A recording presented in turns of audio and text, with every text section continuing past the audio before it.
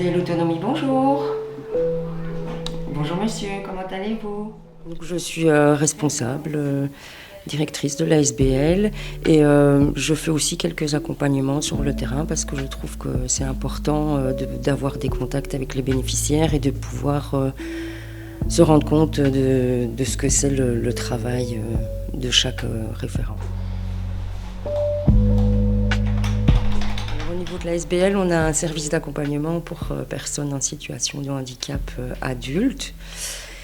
Et on a aussi 3 missions spécifiques, donc l'accompagnement des personnes cérébrolésées, les personnes qui sont victimes d'un accident de la route ou tout autre type d'accident et qui ont des lésions cérébrales, et puis aussi à la suite d'AVC.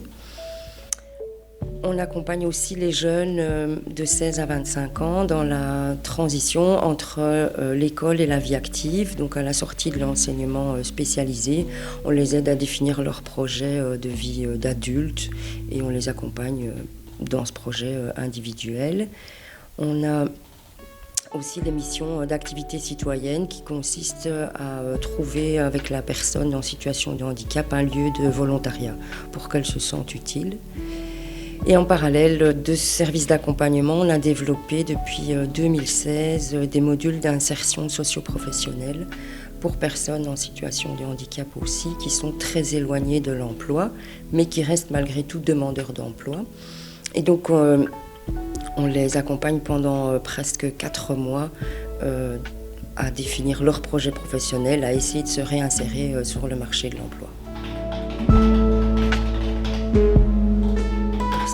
Ce serait de pouvoir développer d'autres services, par exemple d'avoir un petit studio, un petit logement pour pouvoir mettre les personnes en test, en vie en autonomie, notamment pour les jeunes qui sont encore chez les parents.